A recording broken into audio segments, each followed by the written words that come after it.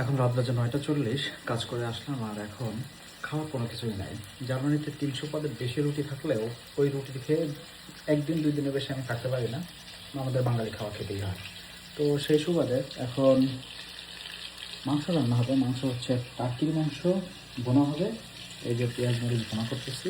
আর হচ্ছে এখানে ফ্রিজে বড়া বাটা ছিল, মানে ডাল বাটা ছিল, এটা দিয়ে বড়া বানাইছি।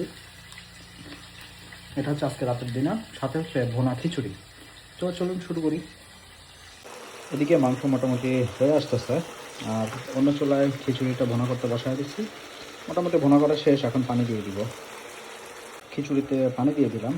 মাংসের অবস্থা এরকম, একটু লবণ কম হয়েছিল, সেটাও দিয়ে দিলাম। আর এদিকে এখন এগুলো পরিষ্কার করতে হবে। খাওয়া নিজের, কাজও নিজের, এই হচ্ছে বিদেশ জীবন।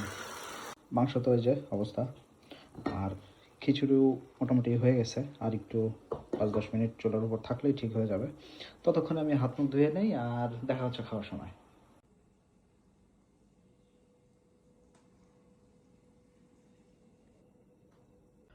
ঠিক 9:40 রান্নাবান্না শুরু করছিলাম আর এখন ঘড়িতে বাজে হচ্ছে 10:28। এর মধ্যে আমার রান্নাবান্না শেষ। এই হচ্ছে খিচুড়ি আর মাংস, ঝটপট। যদিও খিচুড়িটা আরও 10 মিনিট যদি চুলার উপর রাখা যাইতো আর একটু ভালো হতো, কিন্তু পেটে আর সচ্ছে না। তো আজকের মতো এখানে বিদায় নিচ্ছি। ভালো থাকবেন, সুস্থ থাকবেন। পরবর্তীতে আবার কোনো এক ভিডিওতে দেখা হবে। আল্লাহ হাফেজ।